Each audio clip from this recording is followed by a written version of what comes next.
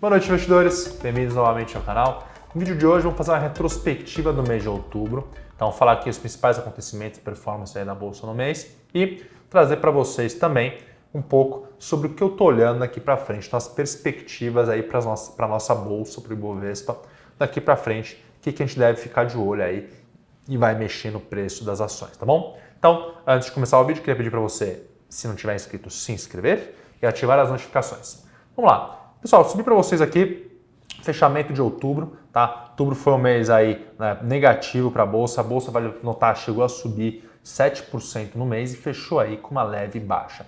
Então, os números na pandemia aí voltaram a subir, né? No número de novos casos, número de mortes, países como Estados Unidos, tanto na Europa aí, voltou a ter essa ameaça de uma segunda onda, e isso assustou o mercado financeiro. Já era esperado, nós a Levante aqui já esperávamos que você tivesse uma segunda onda, diferente do Brasil, que nós não tivemos direito nem uma primeira onda, né? Então, nos outros países do mundo, você teve uma primeira onda muito forte, um pico e uma queda, porque eles implementaram medidas de quarentena, de contenção muito fortes. Então, você teve uma queda muito forte e, ao mesmo tempo, depois de um tempo, a tendência era que voltasse, tivesse uma nova onda e assim iríamos até você ter aí ou uma vacina ou imunidade de rebanho, né? Então, imunidade de rebanho é quando um determinado percentual, aí existe alguns números na faixa de 70% da população, já tivessem contraído o vírus, estivessem imunes, você geraria um efeito de imunidade geral, né? Imunidade de rebanho, que se fala. Né? Então, no Brasil a gente não teve esse pico, o Brasil subiu no de casos e continua alto.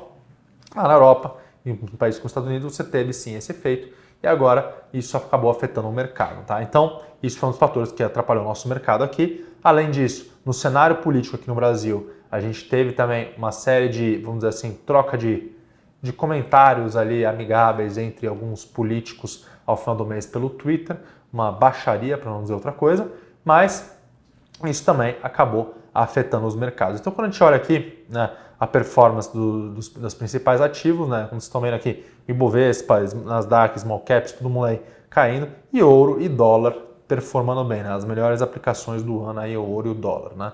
Então, realmente mostrando um mês ruim, né, então esse ano também sendo um ano bastante complicado. E por outro lado, a gente teve também eleições nos Estados Unidos, outro fator que gerou mais volatilidade aí até o final do mês. Então, perspectiva de vitória do Biden, os mercados também gerou uma volatilidade.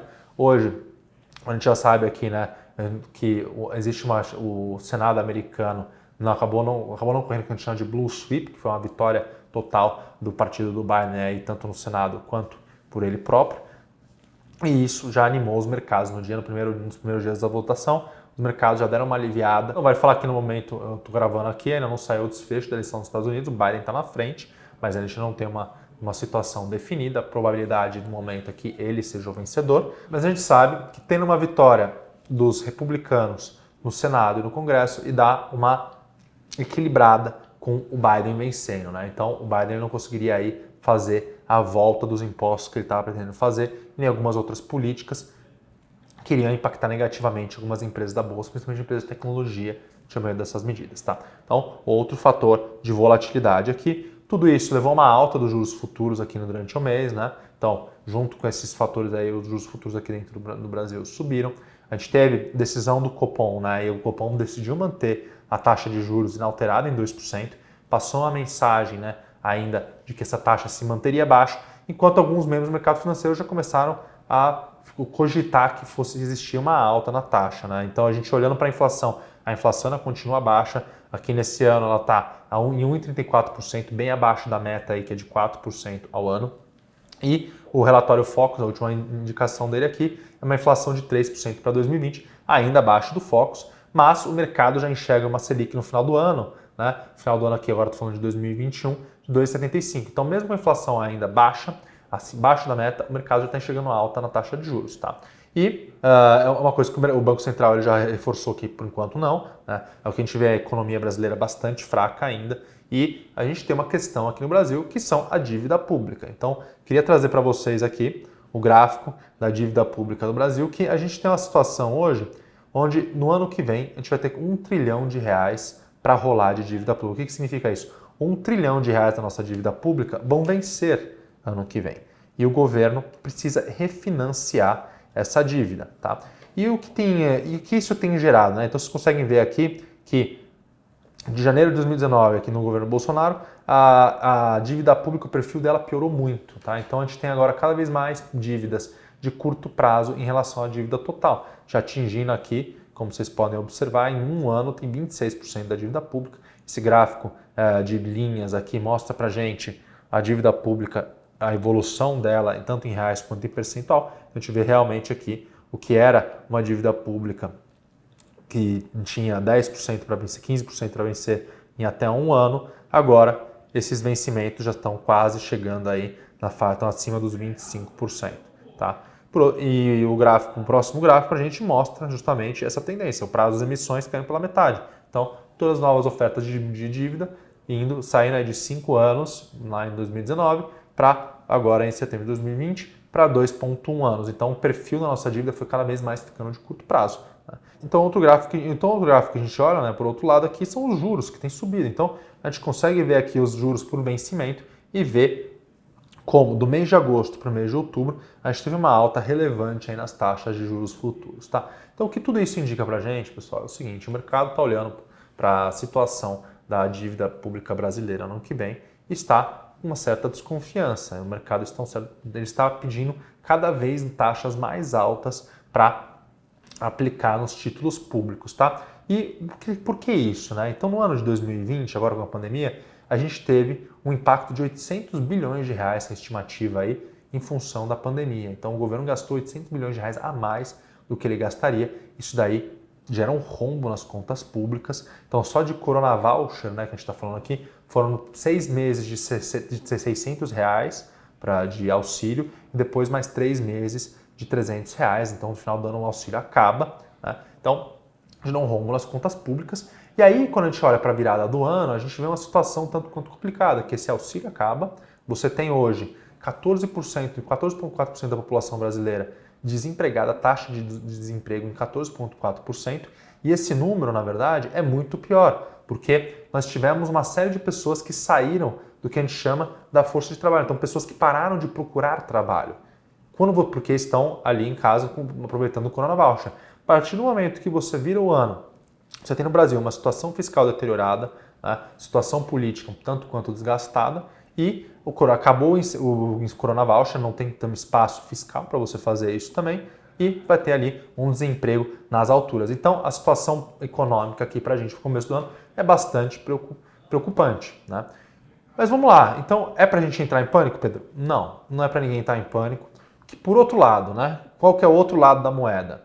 As economias do mundo inteiro têm reagido melhor, inclusive a brasileira, tá? A gente viu os resultados das empresas aqui nas nossas empresas, na nossa bolsa, e tem saído agora no terceiro trimestre, estamos no meio da temporada de resultado, mas tem saído resultados muito bons e muito encorajadores, tá? Então, resultados de empresas aí como uma Localiza, B2W, né, a própria VEG, tá? Não são empresas que representam a economia brasileira? Não, de maneira alguma. A economia brasileira aí muito ligada a serviços, tá? Então, essa maioria das pessoas que estão desempregadas não são representativas. No entanto, para a nossa bolsa, a gente sabe que o Ibovespa não é representativo da economia brasileira. Então, nós, como investidores de ações, temos que nos preocupar ali com como aquelas empresas, né, que estão naquele índice vão performar, tá? Claro, temos que nos preocupar com a economia brasileira sempre, mas pensando no nosso investimento ali, se as empresas que nós estamos investindo estão indo bem, o nosso investimento vai ir bem, tá? Então, acho que aqui eu queria trazer para vocês como contrapartida justamente pontos, os resultados vindo melhores. Estou apresentando para vocês o dado do PIB trimestral dos Estados Unidos, tá? Então, a gente tem a prévia aí para o PIB do terceiro trimestre e o dado vindo melhor do que esperado, mostrando aí uma forte recuperação da baixa que tinha ocorrido no segundo trimestre. Então, no segundo trimestre, uma baixa aí de 31% trimestralmente e agora já mostrando uma alta de 33% acima das expectativas. Então, a economia dos Estados Unidos se recuperando aí, acima das expectativas ainda. Outra economia que vale a pena a gente olhar é a economia da China, que sofreu uma queda forte no primeiro trimestre desse ano, tá? Então caiu 6,8% na comparação anual, mas desde então vem apresentando dados de melhora. Então apresentou para o seu segundo trimestre e para o seu terceiro trimestre 3,2% e 4,9% de crescimento na comparação anual, respectivamente. A gente vê também os dados uma série de indicadores antecedentes econômicos também ao redor do mundo, vindo bons, vindo melhor do que as expectativas. Então, isso no Brasil também, né? A gente vê alguns setores bastante aquecidos, o setor de construção. A recuperação na economia real, ela está vindo, tanto no Brasil quanto ao redor do mundo. Isso para nossas empresas da Bolsa é muito bom, tá, pessoal? E o fator que sustenta tudo isso é que hoje a gente tem muita liquidez no mundo, tá? Então, apesar no Brasil a gente ter uma situação fiscal complicada que pode acabar comprometendo a situação, vamos dizer, nossos juros baixos aqui, né, a gente ainda tem uma economia muito fraca